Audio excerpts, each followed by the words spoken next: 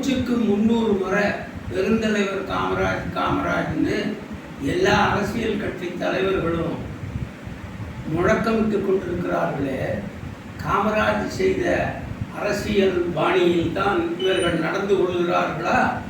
அது சொல்லுங்க சார். காமராஜ் என்ன பண்ணார்? காமராஜ் சமூக நீதியை ஒழுங்காக காப்பாற்றினார். காமராஜ் பிராமணனுக்கெல்லாம் டிக்கெட் கொடுத்தார். கிட்டத்தட்ட ஒரு 6-7 பிராமணர்களுக்கு டிக்கெட் கொடுத்து எம்எல்ஏவாகவும் எம்எல்சியாகவும் ஆக்கி வச்சார். கோமதி சங்கர தீட்சிதர், வெங்கடேச தீட்சிதர், மதுரை ஏ வைத்தியநாதனுடைய மகன் வி சங்கரன், அப்புறம் கோவை சுப்ரி, இவரை எம்எல்சியா பண்ணினார் நம்ம கோபிச்செட்டிப்பாளையம் லட்சுமணையர்.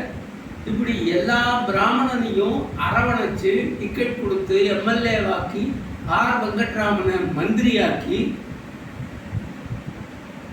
இவ்வளவு பண்ணின அந்த காமராஜ் பாணியை யாராவது பின்பற்றுறாங்களா? சொல்லுங்க சார், நீங்களும் தான் சொல்லுங்களேன் அப்படின்னு என்னை பார்த்து தமிழக அந்தணர் வாழ்வுரிமை கட்சியினுடைய நிறுவனர் போன வாரம் ரவி கணேசன் கேட்டார். அவர் கேட்டது நியாயமாக தானே இருக்கு.